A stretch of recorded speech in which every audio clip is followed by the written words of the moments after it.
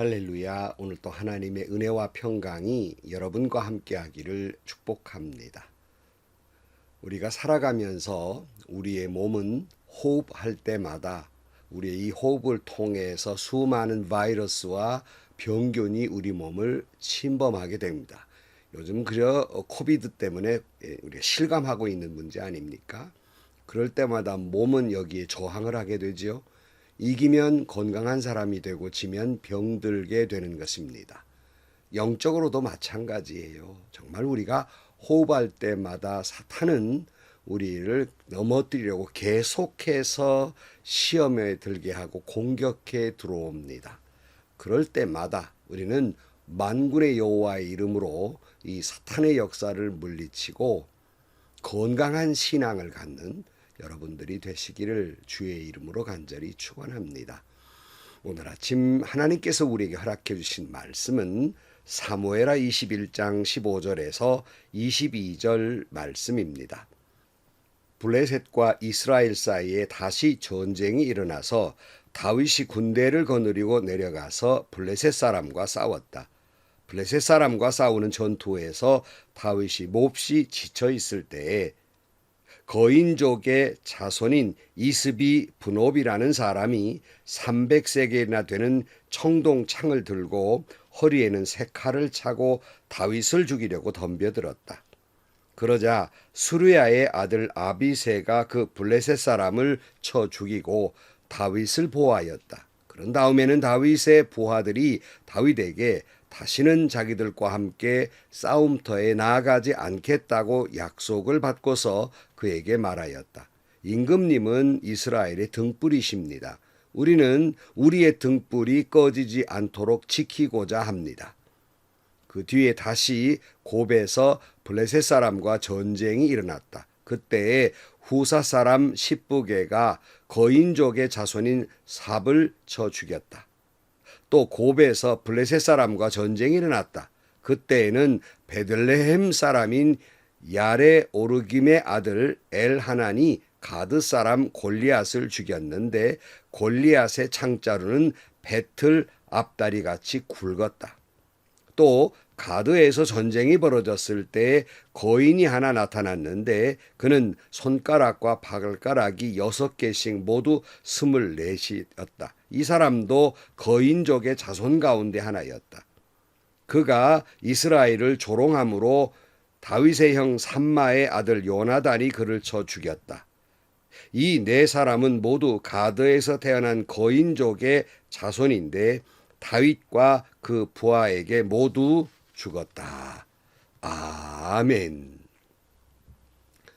다윗은 아들 압살롬의 반란과 세바의 반란을 물리치고 겨우 이제 평안한 그런 나라를 이끌었는가 싶었는데 3년이나 흉년이 오게 됩니다.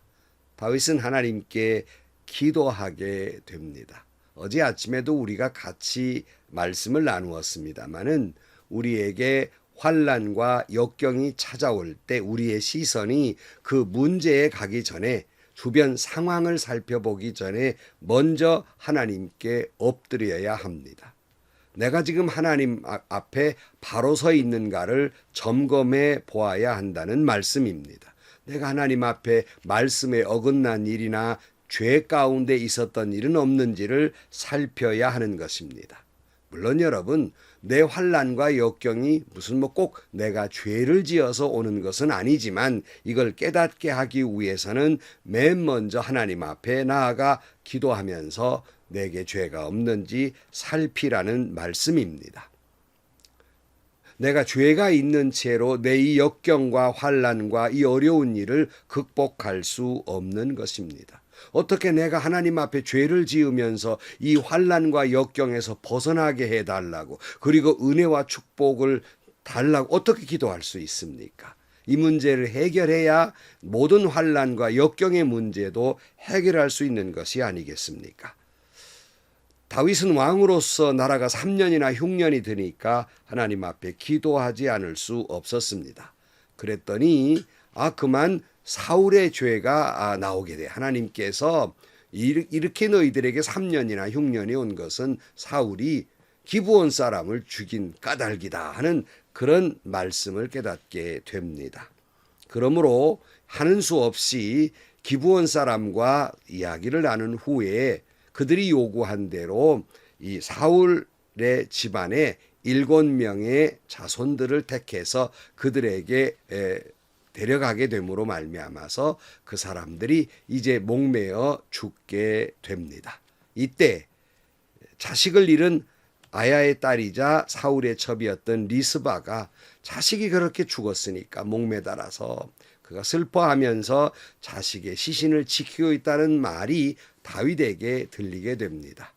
그때 다윗은 한 가지 깨달은 게 있어요. 그것은 뭐냐면 사울과 요나단의 시신을 제대로 수습하지 못했다는 생각이 들어서 이제 그 사울과 요나단의 뼈를 수습해 오고 그렇게 죽은 7명의 사울의 집안의 자손들의 뼈를 수습해서 사울의 집안의 묘에 합장하게 됩니다. 사실 이들은 다윗의 원수들이었어요. 내버려둬도 아무 상관이 없지만 그러나 아시는 대로 다윗은 사울과 요나단의 죽음을 몹시 슬퍼했습니다. 아마 이 7명의 죽음도 몹시 마음 아파했으리라고 생각을 해요. 바로 그랬다는 것은 이미 다윗이 그들이 원수처럼 자기를 죽이려 했지만 이미 용서하고 긍휼과 사랑을 베풀었다는 말씀입니다. 그제서야 하나님이 그의 기도를 들어주십니다. 사무엘하 21장 14절 지난 시간의 마지막 절이지요. 사울의 뼈와 그의 아들 요나단의 뼈와 함께 베냐민 지파의 땅인 셀라에 있는 사울의 아버지 기스의 무덤에 합장하였다. 사람들이 다윗이 지시한 모든 명령을 따라서 그대로 한 뒤에야 하나님이 그 땅을 돌보아 주시기를 비는 그들의 기도를 들어주셨다. 분명히 말씀하고 있지 않습니까? 죄가 우리 가운데 있고 누구를 사랑하지 못하고 미워하는 마음을 가진 채 여러분 하나님께 기도하신들 응답하지 않습니다. 진정으로 여러분들의 기도가 응답되기를 원하신다면 자기의 죄가 어디 있는지를 깊이 살피고 있다면 회개해야 할 것이며 내 마음 속에 아직도 용서하지 못하는 미워하는 마음이 있거든 그것을 몰아내고 예수님의 사랑과 용서와 긍휼의 마음을 품고 기도할 때 그래야 예수님의 이름으로 기도할 수 있지 않겠습니까? 품고 기도할 때 하나님은 응답해 주실 것입니다. 자, 3년의 흉년이 그래서 이제 무사히 지나가게 돼요. 하나님이 응답해 주셔서 그런데 또 금세 전쟁이 또 일어나는 거예요. 참 바람잘 날 없지요. 15절 말씀. 블레셋과 이스라엘 사이에 다시 전쟁이 일어나서 다윗이 군대를 거느리고 내려가서 블레셋 사람과 싸웠다. 블레셋 사람과 싸우는 전투에서 다윗이 몹시 지쳐 있을 때에 그랬어요. 참 다윗의 일생을 보면 바람잘 날 없어요. 평생이 전쟁의 역사입니다. 여러분 다윗이 처음 등장하는 게 뭐예요? 블레셋과의 전쟁에서 골리앗이 이스라엘의 하나님을 모욕할 때 다윗이 등장하게 돼서 골리앗을 죽이는 장면을 우리가 잘 알지 않습니까? 그 후에도 이스라엘과 블레셋은 계속 전쟁이고 지금도 팔레스틴과 전쟁을 하고 있는 거예요. 그런데 이번에도 다윗이 블레셋과의 전쟁에서 출전을 하게 됩니다. 일찍이 우리는 다윗이 시험 들 때 언제였습니까? 자기 부하들은 전쟁 중인데 자기는 궁궐에서 편안히 게으르게 나태했다가 험한 꼴을 봤지 않습니까? 엄청난 시험에 들지 않았습니까? 죄를 짓지 않았습니까? 그런 경험이 있어서 그는 가급적 이제 전쟁에 참여를 하게 됐는데 과거에는 나태해져서 그가 부하를 죽이고 그 부하의 아내 우리아의 아내를 취한 죄를 범했지만 이번에는 너무나도 전쟁에 열심히 싸우다 보니까 지쳐버리게 돼요. 피곤하게 됐던 거예요. 그러므로 또 위기가 닥칩니다. 바로 그것은 죽음의 위기예요. 16절 말씀에 보면 거인족 자손인 이스비 분업이라는 사람이 300세겔이나 되는 청동창을 들고 허리에는 세 칼을 차고 다윗을 죽이려고 덤벼들었다. 지쳐 있을 때 어느새 그 틈을 타서 그를 죽이려고 한 거예요. 우리가 주님을 위해서 사역하는 것 열심을 다해야 하지요. 그러나 여러분, 게을러서도 안 되지만 너무 지나치게 피곤에 지쳐 있으면 시험에 들기 마련입니다. 정말 여러분들이 멀리 가려면 천천히 가야 하는 것처럼 주님 나라 갈 때까지 헌신하기를 원하신다면 여러분 천천히 해야 하는 거예요. 제가 존경하는 안경훈 목사님이 늘 후배들 목사님들이 찾아와서 좋은 말씀을 들려주십시오 하면 항상 빼놓지 않고 하신 말씀이 뭐냐면, 목회는 평생 하는 것이기 때문에 서두르지 말고 천천히 하세요 하는 가르침이었습니다. 그러니까 젊은 목회자들은 그냥 자기가 어떻게 담임 목사로 가게 되거나 하게 되면 뭐 이것도 바꾸고 저것도 바꾸고 이것도 이렇게 하고 뭔가 사람들에게, 성도들에게 보여주려고 그렇게 하다 보면 큰 실수를 하게 됩니다. 또 너무 어거지로 그러다 보니까, 끌고 가다 보니 성도들의 마음을 살필 여유가 없고, 또한 교회의 리더들과의 갈등을 일으키게 돼서 시험이 오게 되는 것입니다. 이 말씀을 듣고 계시는 목회자 여러분, 저도 우리 안경훈 목사님의 말씀대로 여러분 정말 주님 앞에 충성하고 계시는 줄로 믿습니다. 목회자뿐만 아니라 주님 앞에 목숨을 다해 사역하시는 사역자 여러분, 나태해도 시험이 오지만 너무 피곤해도 지쳐도 시험에 오게 되고, 그러다 보면 중도에 하차하는, 포기해버리는 큰 실수를 저지르게 됩니다. 쉼도 사역의 한 부분입니다. 뭐 저 역시도 젊었을 때 생각할 때는 쉼이라고 하는 건 감히 하나님 앞에나 성도들 앞에 내가 나태하다고 생각을 했어요. 끊임없이 달렸죠. 저는 사실은 되돌아보면 큰 잘못이었습니다.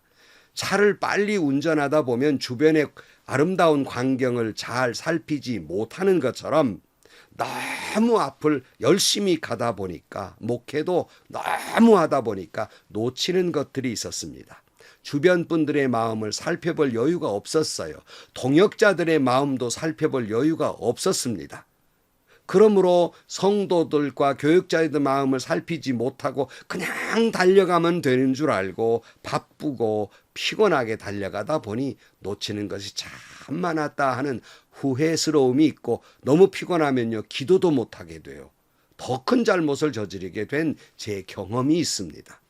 그러므로 여러분, 어떤 때든지 간에 게을러서도 안 되지만 너무 바쁘고 피곤해서는 안 되는 거예요. 그런 말이 있잖아요. 바쁜 아빠, 나쁜 아빠. 똑같아요. 바쁜 목사, 나쁜 목사. 그래서 하나님이 그러신다는 거 아니에요. 너희 목사가 너무 바빠가지고 나도 못 만나겠다. 그렇다는 거 아닙니까? 여러분, 쉼이 필요한 거예요. 방향을 잃은 사람이 열심히 할수록 더 큰 잘못된 방향으로 가는 것처럼, 그래서 요즘 속도보다는 방향이 중요하다고 말하는 것처럼 쉼이라고 하는 건 방향의 재설정이에요. 쉬면서 하나님 앞에 기도하면서 하나님의 뜻을 묻고 또 가고, 또 쉬면서 기도하면서 하나님의 뜻을 묻고 가야 하는 거예요. 자, 그러자 다윗이 너무 피곤해 지치니까 죽을 뻔 알았던 거예요. 17절 말씀, 그러자 스루야의 아들 아비새가 그 블레셋 사람을 쳐 죽이고 다윗을 보호하였다. 그런 다음에 다윗의 부하들이 다윗에게 다시는 자기들과 함께 싸움터에 나아가지 않겠다고 약속을 받고서 그에게 말하였다. 임금님은 이스라엘의 등불이십니다. 우리는 우리의 등불이 꺼지지 않도록 지키고자 합니다. 그래서 이 위기에 아비새가 재빨리 블레셋 사람을 죽이고 다윗을 보호하긴 했어요. 그러나 큰일 날 뻔 알았지 않습니까? 왕이 죽으면 나라가 무슨 꼴이 되겠어요. 그래서 다시는 출전하지 말라고 약속을 받고서 이제 이스라엘 백성들이 다윗에 강하게 권면을 하는 그런 장면을 보게 됩니다. 여러분, 나라에서도 중요한 것은 그 나라를 이끌고 가는 수반이에요. 내가 그분의 정치에게 찬동했던 찬동하지 않았던 나라를 위해서는 수반은 제일 먼저 보호해야 하는 것입니다. 교회도 마찬가지예요. 교회에서 사단이 제일 먼저 공격하는 것은 그 교회를 담임하고 있는 목사님입니다. 그러므로 교회는 목사님을 보호하고 지켜야 하고 기도해 드려야 하는 거예요. 근데 이런 일들을 오해를 해서 무슨 목사님이 특권층입니까? 뭐 이렇게 항변하시는 분들이 계세요. 뭔 하나님이 돼서 그런 것도 아니고요. 특권층이라서 되는 것도 아니고요. 그 교회를 책임지고 있는 분이기 때문에 지키고 보호해야 한다는 거예요. 그래서 목사님이 무너지면 훨씬 교인들에게 타격이 크고 교회도 무너지기 때문에 여러분이 섬겨 있는 교회의 목사님을 지키고 보호하시고 누구보다도 먼저 그 목사님을 위해서 기도해야 하는 것입니다. 이 말씀을 들으면 늘 못마땅히 여기는 분들이 분명히 계세요.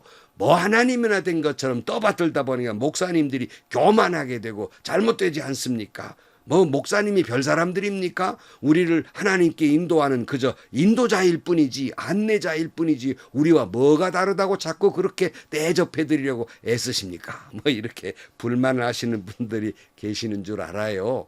여러분, 아무리 민주화가 됐다고 해서 나라의 수반을 지켜야 한다는 것이 바뀌어지진 않아요.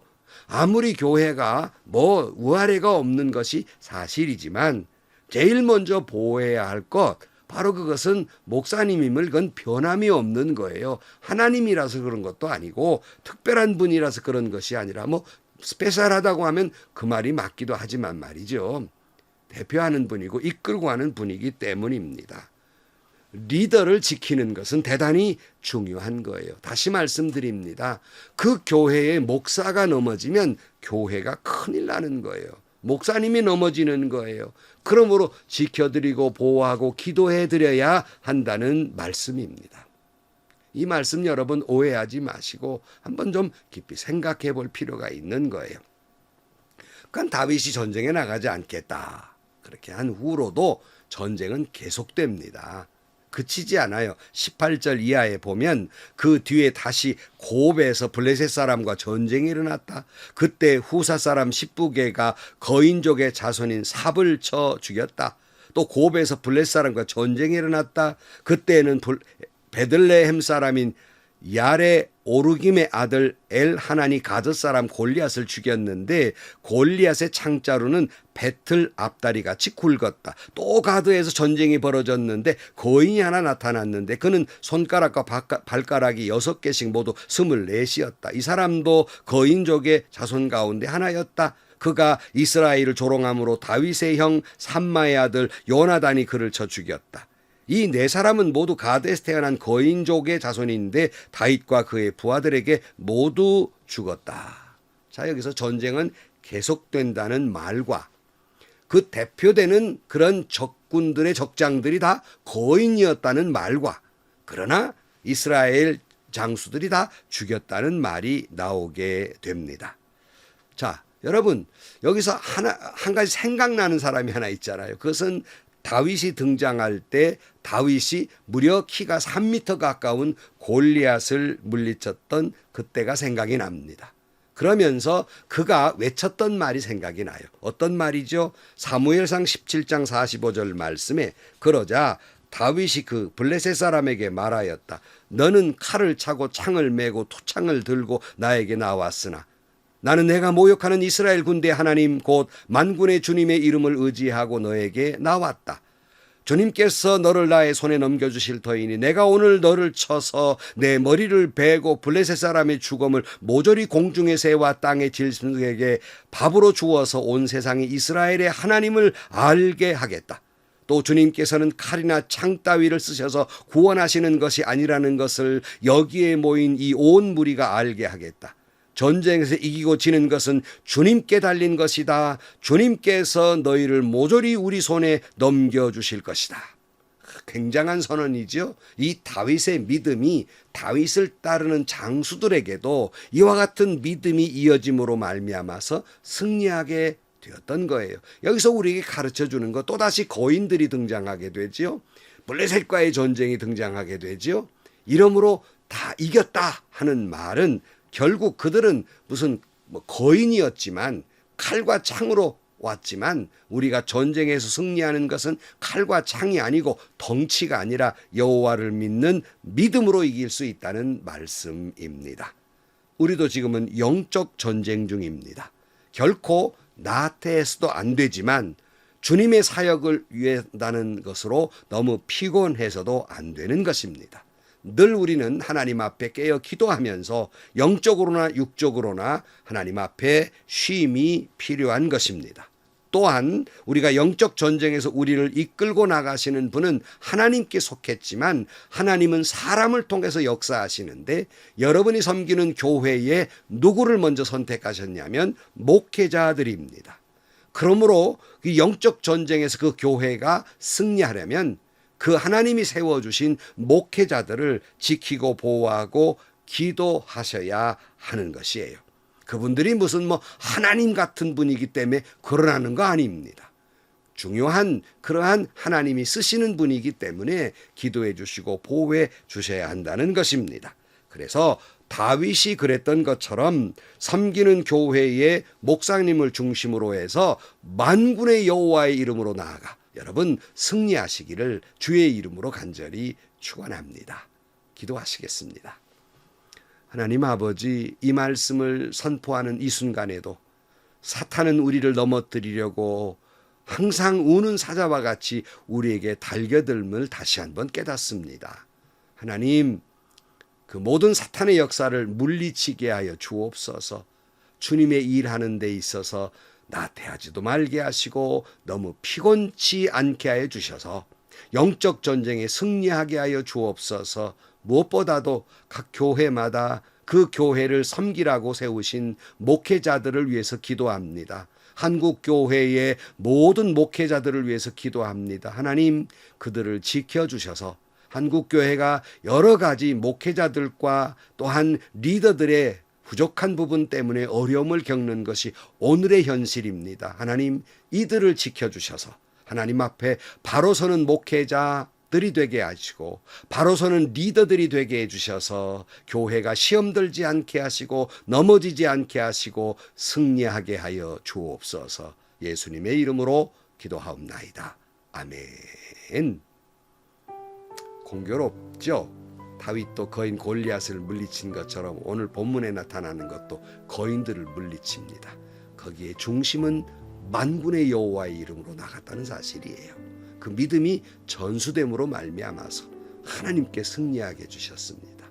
오늘 또 여러분 그 믿음을 가지고 아무리 나를 시험해 오는 것이 거인이라 할지라도 쓰나미와 같은 거대한 파도라 할지라도 여호와의 이름으로 나가 승리하시기를 주의 이름으로 축복합니다. 또 하나 여러분들에게 당부드리고 싶은 것은 목회자 여러분들은 천천히 쉼을 가지고 목회를 하고 사역자 여러분들도 너무 피곤한 것 좋은 일 아닙니다. 그러나 성도 여러분 교회에 섬기시는 목사님들 연약합니다. 어떻게 사람이 완벽할 수가 있겠습니까? 그러니 더 기도해 주셔야지요. 불만의 시간 불평하기보다는 더 기도해 주시고 더 보호해 주시고 지켜 주셔서 목회자들을 중심으로 해서 영적 전쟁에 승리하는 여러분 교회가 되기를 주의 이름으로 축복합니다. 행복하시고요. 좋은 일이 가득한 하루가 되시기를 주님의 이름으로 간절히 축원합니다.